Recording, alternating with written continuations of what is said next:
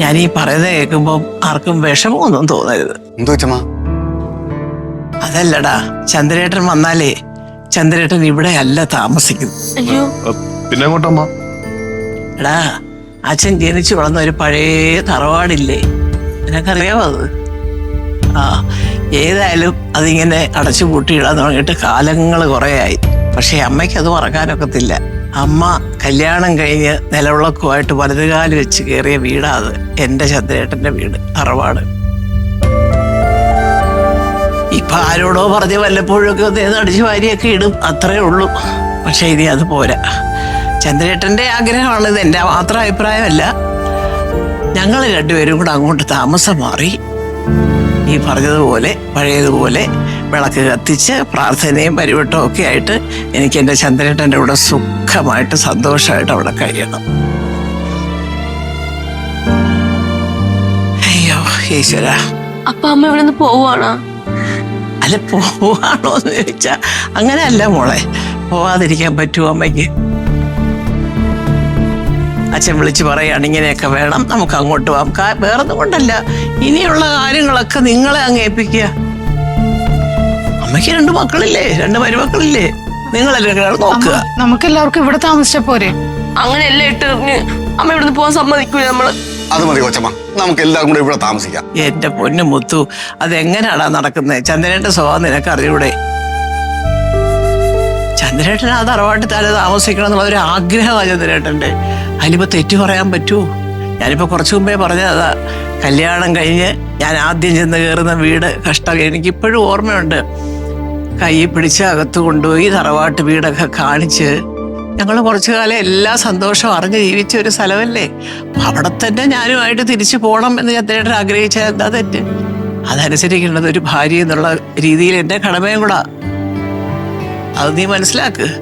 അല്ലാതെ ഇപ്പൊ ഇവിടെ നിൽക്കുന്നുണ്ടത് ആരോടാ വിരോധ സന്തോഷമേ ഉള്ളൂ. പക്ഷെ ചന്ദ്രേട്ടൻ ഒരു ആഗ്രഹം അവിടെ പോയി നിൽക്കണം എന്നുള്ളത്. നടക്കട്ടെ. മുത്തു, ഓ, നീ വരുവോടാ എൻ്റെ കൂടെ? എന്താ ചോദ്യം? എന്റെ കൊച്ചമ്മ എവിടെ പോകുന്നോ അവിടെ ഞാനും ഉണ്ട്. കൊള്ളാം. എന്നാ നീ നിന്റെ സാധനങ്ങളൊക്കെ കുറച്ച് എടുത്ത് വെക്ക് കേട്ടോ. ഞാൻ ഇപ്പൊ റെഡിയാവും കൊച്ചമ്മ. ആ, പിങ്കി മോളോട് ഞാൻ പറഞ്ഞോളാം, അവൾ വരട്ടെ സ്കൂളിൽ നിന്ന്.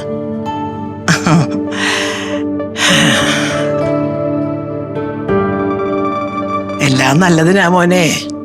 ദൈവം കണ്ടുവച്ച വഴിയായിരിക്കാം.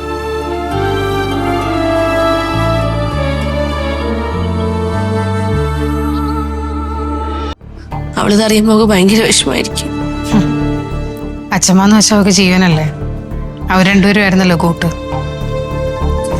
ഇത്രയും നാള് അമ്മ നമുക്ക് വേണ്ടി ജീവിച്ചില്ലേ, ഇനിയുള്ള കാലം അമ്മ അമ്മയ്ക്ക് വേണ്ടി ജീവിക്കട്ടെ. അമ്മയുടെ സന്തോഷം തന്നെയാ വലുത്. പക്ഷെ ഇപ്പൊ അമ്മയെല്ലാം ഉപേക്ഷിച്ചിട്ട് പോണെന്ന് പറയുമ്പം. ചേട്ടാ, അമ്മയുടെ തീരുമാനം അങ്ങനെയാണെങ്കിൽ അമ്മ പൊക്കോട്ടെ. പക്ഷെ നമ്മൾ അമ്മയെ തനിച്ചാക്കരുതെന്നാണ് എൻ്റെ അഭിപ്രായം. അതാ ഞാനും പറഞ്ഞത്. ചേട്ടാ, നമ്മൾ മക്കൾ ആരെങ്കിലും അമ്മയുടെ കൂടെ എപ്പോഴും ഉണ്ടാവും. നിങ്ങൾക്ക് സമ്മതമാണെന്നുണ്ടെങ്കിൽ ഞാനും ലക്ഷ്മിയും അമ്മയുടെ കൂടെ പോയി നിൽക്കാൻ. അത് പോസിബിൾ ആവുമോ ചേട്ടാ? ചേട്ടൻ പോയി കഴിഞ്ഞാൽ ഇവിടുത്തെ കമ്പനിയുടെ കാര്യങ്ങളൊക്കെ എങ്ങനെ നടക്കുക? എന്നെ കൊണ്ട് അതൊന്നും കൂട്ടിയെ കൂടുമെന്ന് തോന്നണില്ല. അത് മാത്രല്ല, പിങ്കി മോള് പഠിക്കുന്ന ഇവിടെ അടുത്തല്ലേ, അപ്പൊ അവള് നിങ്ങളെങ്ങനെ കാണാതിരിക്കുന്നത്? അതാ ഞാൻ പറഞ്ഞത്, അത് പോസിബിൾ അല്ലാന്ന്. ശരി, സമ്മതിച്ചു. പക്ഷെ ഇതിനൊരു പോംവഴി പറഞ്ഞാ. എന്തായിരുന്നാലും ഈ പ്രായത്തിൽ അവരെ രണ്ടുപേരും ഒറ്റയ്ക്കാക്കാൻ പറ്റത്തില്ല. എനിക്ക് അമ്മയെ പിന്നിരിക്കാൻ പറ്റില്ല. ചേട്ടന് ബുദ്ധിമുട്ടാവില്ലെങ്കിൽ ഞങ്ങൾ രണ്ടുപേരും പോവാം അമ്മയുടെ കൂടെ. എടാ, നിങ്ങൾ എങ്ങനെയാടാ? നിങ്ങളിത് ശരിക്കും ആലോചിച്ചിട്ട് തന്നെയാണോ? അതെ ഏട്ടാ. അങ്ങനെയാണെങ്കിൽ നമ്മുടെ ജീവിതത്തിൽ നമുക്ക് ചെയ്യാൻ പറ്റുന്ന ഏറ്റവും നല്ല കാര്യമായിരിക്കും. വെറുതെ പറയല്ല സുരഭി. ഇന്ന് സ്വന്തം അച്ഛനോടും അമ്മയോടും ഒപ്പം ജീവിക്കാനാ മക്കൾക്ക് വലിയ ബുദ്ധിമുട്ട്. എത്രയോ വീടുകളിൽ ഞാൻ കണ്ടിട്ടുണ്ടെന്നോ അച്ഛനും അമ്മയും ഒറ്റയ്ക്ക് താമസിക്കുന്നു. നിങ്ങളാണ് ഒപ്പം എന്നുണ്ടെങ്കിൽ അമ്മയ്ക്ക് ഒരുപാട് സന്തോഷമാവും. അല്ല പ്രശ്നപ്പെട്ട? അതെ, നിങ്ങൾ ഈ കാര്യം എങ്ങനെയെങ്കിലും ഒന്ന് അമ്മയിലെടുത്ത് അവതരിപ്പിക്കും.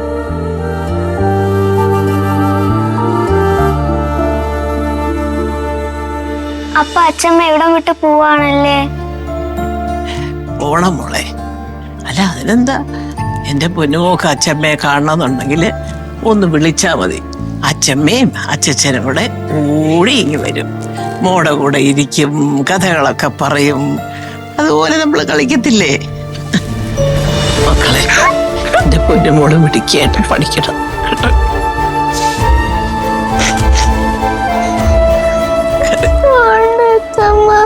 അച്ഛമ്മയുണ്ടോ അതിൻ്റെ കൂടെ?